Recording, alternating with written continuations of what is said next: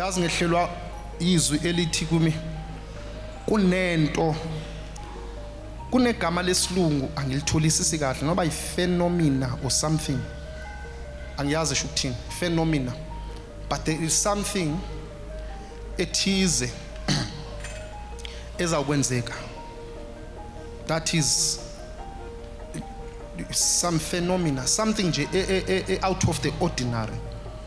Lonto leyo will mark a new era yokuthi now sesingena kwenye i-era.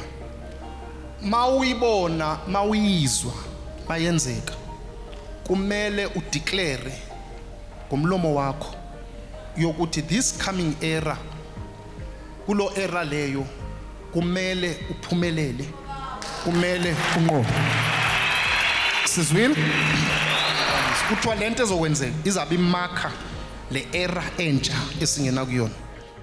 Njengoba niziboneleke umprofeti wakwantu, umprofeti womoya, make profeta akaphathi dictionary esandlini, akadili nescience negeography. Kodwa ke make profeta thina as isizwe kumele sihlale sibukile, sihlale sivula indlebe ukubona ukuthi ngabe isiprofeto sakhe umprofeti siqiniso sifezekisekile na.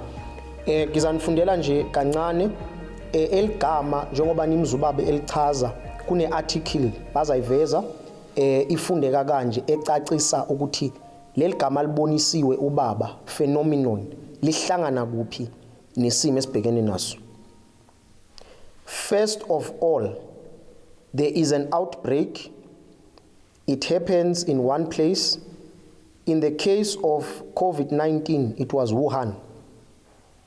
Then cases spring up elsewhere in places not geographically connected to the point of outbreak. If enough of these occur, it becomes an epidemic. When this phenomenon is repeated in a large number of countries across the world, as it has in this case, it can be considered a worldwide phenomenon. It's at this point that the outbreak can be characterized as a pandemic. Uyazwela nawe mbukeli, akusiyinto eqhamuka nobaba wethu, akusiyinto etholakala ebandleni lethu, isource yonke into bazayiveza nawe uziresearchele ngoba i-research ibalulekile. Uma abantu bebe researcher besizawukwazi ukuhlukanisa iziprofeto zeqiniso nezamanga ngoba i-research must back up into kamoya, i-research must back up umuntu owembulelwa izinto, oboniswa izinto. Awunakhuluma into and then i-research ithi ayikho lento oyikhulumayo unless mhlambe umprofeti wento engekho.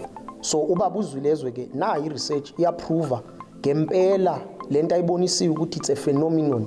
Yiyo i-COVID-19, yiyo the pandemic, because ishaya umhlaba wonke